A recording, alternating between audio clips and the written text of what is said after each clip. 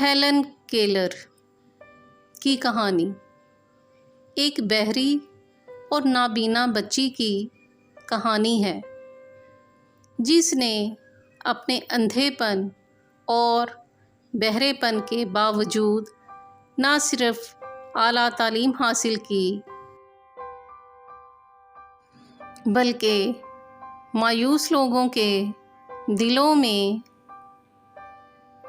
اپنے جوش و ولولے سے ہمت پیدا کی۔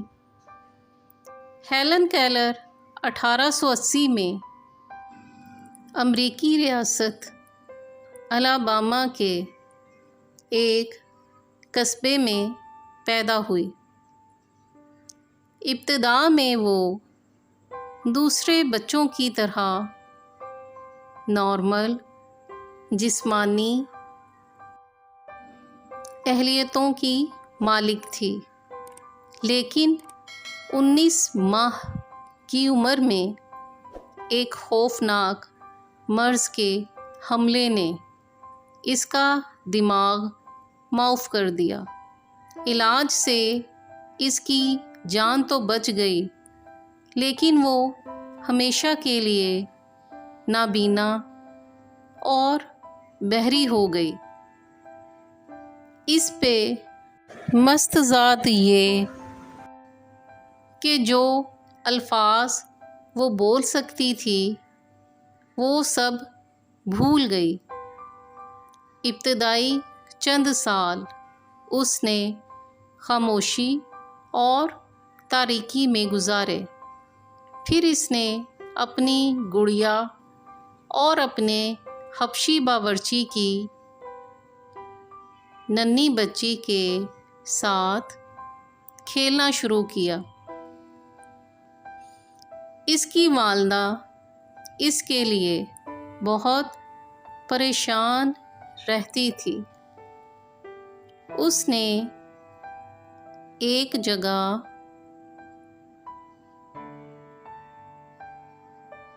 پڑھا کہ کسی شخص نے ایک بہری اور اندھی عورت کو لکھنا پڑھنا سکھایا تھا۔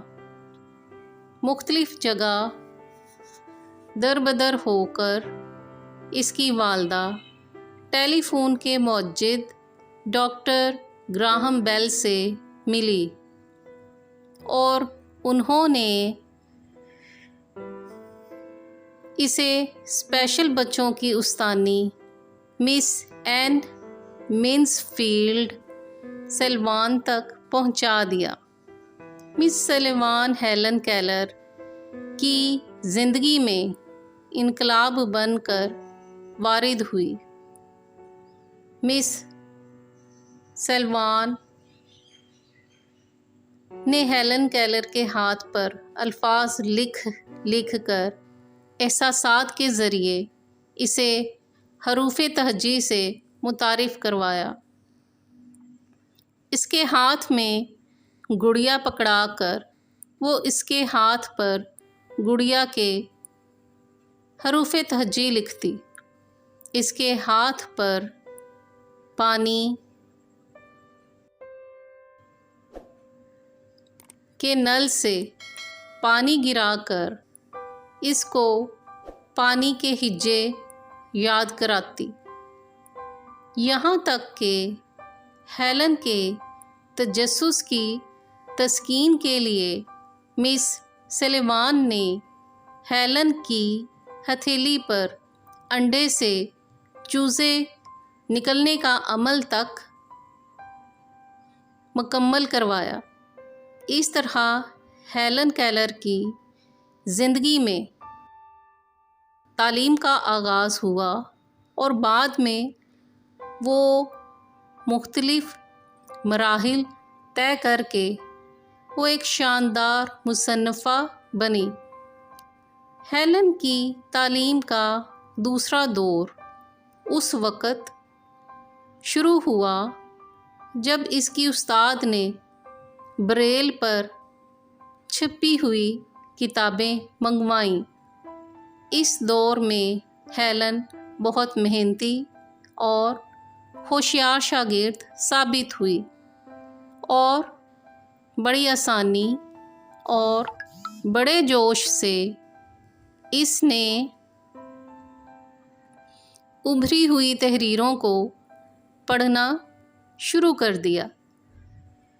جیسے ہی اسے پڑھنا اور لکھنا آ گیا، وہ خود خطوط لکھنے لگی اور اس کے خطوط سے اس کی غیر معمولی سوجھ بوجھ اور اس کے دلچسپ خیالات کا اندازہ ہوتا تھا۔ جب خود اس کے پاس کوئی خط آتا تو وہ اپنی انگلیوں سے سطور کا مطلب نکالتی۔ جب ہیلن کی عمر 8 سال ہوئی تو مس سلیوان نے طے کیا کہ اب وہ وقت آ گیا ہے کہ وہ دوسرے بچوں سے ملے۔ چنانچہ وہ اسے بوسٹن پرکنس انسٹیٹیوشن لے گئی۔ ہیلن کو یہ جان کر بڑی خوشی ہوئی کہ اور بھی بچے ایسے تھے جو اسی کی زبان میں باتیں کرتے تھے، اور جب وہ گرم جوشی سے اس کا ہاتھ دباتے تو اسے محسوس ہوتا کہ اس کے اور ان کے درمیان ایک غیر مرئی رشتہ ہے۔ 1890 میں جب ہیلن کی عمر 10 سال کی تھی تو اس کی استانی اس کو مختلف مشقیں کراتی تھی، جن کی مدد سے ہیلن کیلر مختلف انگریزی حروف تہجی کی آوازیں نکالنے کے قابل ہو گئی۔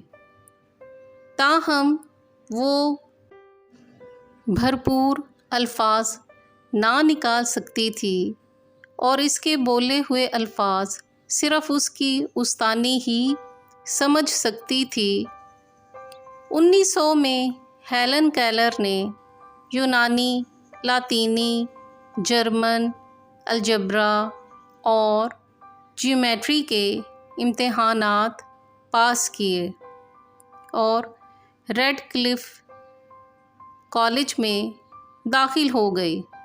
کالج میں اس نے اگرچہ نہایت مصروفیت کے عالم میں 4 سال گزارے، لیکن اس عرصہ میں اس نے 2 کتابیں، میری زندگی کی کہانی اور رجائیت، تخلیق کیں۔ ان کتابوں میں اس نے اس یقین کا اظہار کیا کہ وہ مسرت اور شادمانی کی بدولت اس قابل ہو سکی ہے کہ وہ معاشرے کی خدمت کر سکے۔ کالج کی رسمی تعلیم ڈپلومہ حاصل کرنے پر ختم ہو گئی، تاہم اس کی غیر رسمی تعلیم کبھی ختم نہ ہوئی اور انگریزی، فرانسیسی اور جرمن کتب کو پڑھتی رہی اور نئے جوش و خروش سے لکھتی رہی۔ دوسروں کی مدد کر کے وہ خوشی محسوس کرتی، رفاہ عامہ کے کاموں اور قلمی امداد سے کبھی گریز نہ کرتی۔ اس کی زیادہ تر کوششیں اپنے ہی جیسے دیگر نابینا افراد کے لیے وقف تھیں۔ وہ ذاتی طور پر دوسروں کو ہمت دلاتی اور ان کے دلوں میں زندہ رہنے کی لگن بڑھاتی۔ وہ نابینا افراد کے میساچوسٹ کمیشن کی رکن بھی بنی۔ اسی طرح نابینا اور بہرے افراد کی دیگر کئی انجمنوں کی رکنیت بھی اس نے قبول کی۔ رفتہ رفتہ اس کی شہرت بڑھنے لگی اور ایک وقت آیا کہ اس کے پاس امریکہ اور یورپ کے دور دراز شہروں سے بھی خطوط آنے کا سلسلہ شروع ہو گیا۔ وہ ہمیشہ ہر خط کا جواب دیتی۔ اس کے دوستوں کا حلقہ بہت وسیع تھا۔ اس دور کے مشاہیر کے ساتھ اس کے گہرے تعلقات تھے۔ شہر کی نسبت ہیلن کو دیہات کا ماحول زیادہ پسند تھا۔ وہ فطرت کو نہایت قریب سے دیکھنا پسند کرتی تھی۔ وہ نہایت باہمت اور دلیر خاتون تھیں۔ اس نے تمام